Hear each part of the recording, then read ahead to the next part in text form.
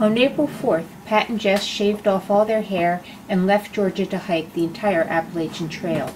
They were hiking through Maryland on June 3rd, so I went out to meet with them and just see how things were going. Has it been what you expected?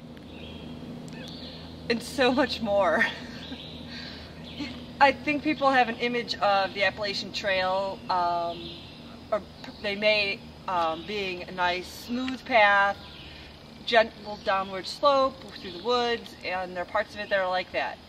But most of it goes either up or down, a lot of it over rocks or tree roots, and it changes all the time. Sometimes it's a barren, rocky mountain, or a bald open area, or a meadow. Sometimes you go under quivering electric lines, and sometimes you spend a lot of time wandering in the woods looking at tree trunks. I like the surprises of it. I like the surprise. You like you just said, you're walking through the woods and you'll spend hours staring at the rocks in the woods and not seeing anything because the rhododendrons will be entrapping you in a little tunnel. And then 10 feet later, you'll be in the middle of a pasture overlooking this huge scene of mountains and vistas and views.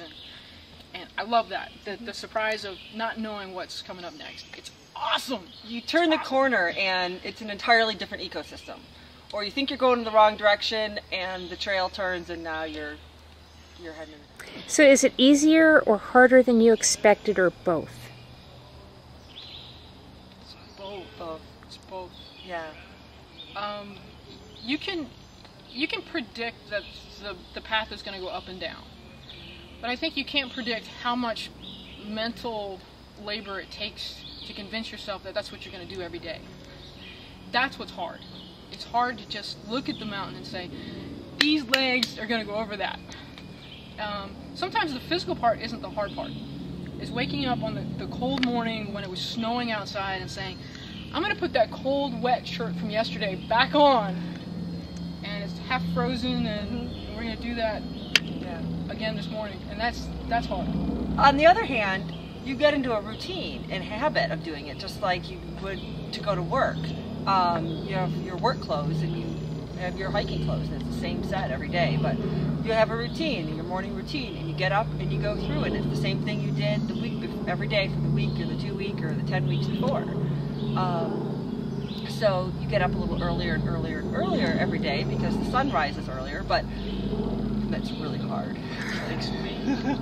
We have been so fortunate not to, our feet are sore, we got some bug bites. Your feet are sore? A little bit. They're starting to feel it now. But we've been so fortunate not to have any other injuries. Every white blaze, every trail marker, we walked by it. Mm-hmm. So if somebody was thinking about doing this, what would you say, what's the best wisdom you could give them about it? Keep an open mind about what you're going to experience. Yeah. Be willing to do whatever it takes to keep going, and understand that it's going to be hard. There's going to be days you wake up and you're going to hurt, and there's going to be days you wake up and you're going to be on top of the world. Mm-hmm. And it's up to you to kind of level that out and moderate it, and just make the most of everything about it. But be prepared for it to be hard. And those 2 days where you're tired and then on top of the world will probably be one right after the other. We're about halfway through, and I think I feel like that learning curve is still as steep and will continue to be until the end. And the interesting thing is, nobody can tell you how to do this hike. Nobody can sit you down and give you the guidebook that teaches you everything that you're going to need to know, even as just fundamentals for this hike. We have come across so many situations, even on our own, that they're just not written down. I mean, things are going to happen that you can't explain, and you just kind of modify what you do to make it work. Like weather, you notice the weather. You live and die by the weather, by the sun, by the moon, by the rain, by the thunderstorm, whatever, the snow or sleet or hail. We've had all of those in the first week. We have 58 miles to the midpoint. Yep.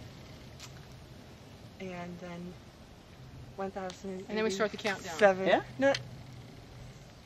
Well. We can start the countdown. After the halfway point, we can start the countdown. Soon thereafter. Yeah. All right. It's weird to cut down from 1,000 miles, but. No. All right. Bye, guys. Go, girls. See ya. Hike safely. Thank you. And with that, they left to do the second half of the Appalachian Trail.